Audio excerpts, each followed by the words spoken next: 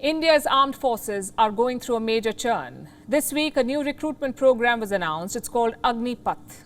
But the response has been far from ideal. Let me first show you some pictures from the state of Bihar.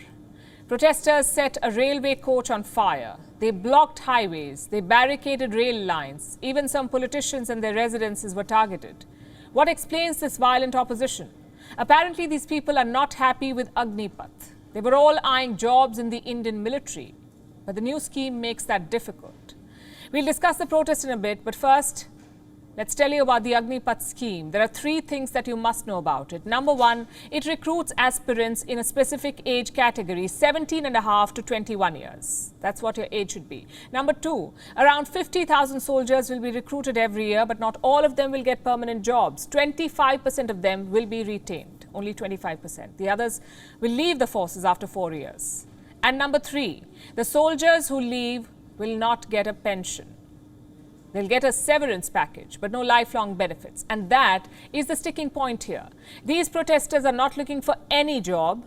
They want lifelong financial security. They want pension, health insurance, allowances. That's what they want from the government. Now, for a normal job, this is understandable. People like financial security. But does that apply for the army? You see, national security is not an employment guarantee scheme. The army's recruitment is based on national interest, not on the job market. And right now, India's interest is in cutting down expenses. The army spends way too much on pensions, and that is a fact. Almost 25% of their total budget is spent on pensions. The Agnipath scheme should help reduce that. It could divert money towards modernization. Does that make the scheme perfect? Of course not. We discussed some of the drawbacks on this show.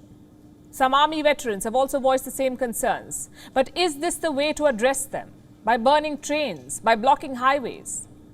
Nothing can justify the destruction of public property. And remember why they're doing this. These protesters are destroying public property for public sector jobs. The irony is not lost on anyone. All this outrage reveals a larger problem in India, a sort of obsession with government jobs. The question is why? The private sector pays better in most cases. They offer more creative opportunities. So why are Indians still obsessed with government jobs? Because of benefits. I'm talking about pensions, allowances, special subsidies, and not to mention job security. A government job is like the holy grail in India. You get one and you're locked in for life.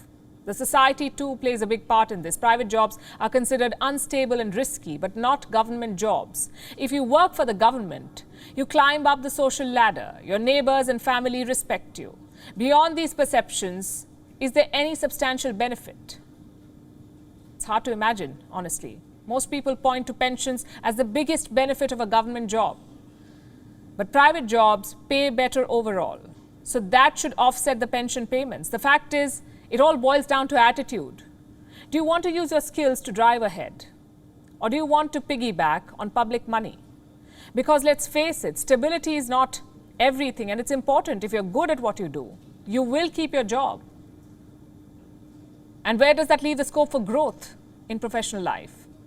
Indian youngsters must realize this. They cannot bet on government jobs alone. Let me in fact show you some data. India's central government has around 4 million sanctioned jobs. The state governments have a similar number. So put together, the Indian government employs more than 8 million people. What about the army? The Indian army has 1.4 million personnel. Nearly 60,000 of them retire every year. These figures are simply too high for a country like India. You have millions of students competing for limited spots. If they fail, they will try again the next year. But they will not try for private jobs. The question is, why not? After all, expanding government jobs is not a viable solution. Yes, you need people to keep the country running.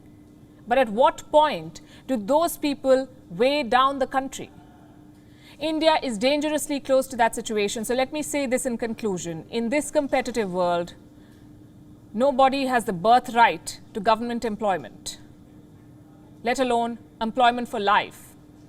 Your job will depend on your skill, your talent, your qualification. And remember this, the army's job is to protect Indian citizens, not necessarily to employ them. WION is now available in your country. Download the app now and get all the news on the move.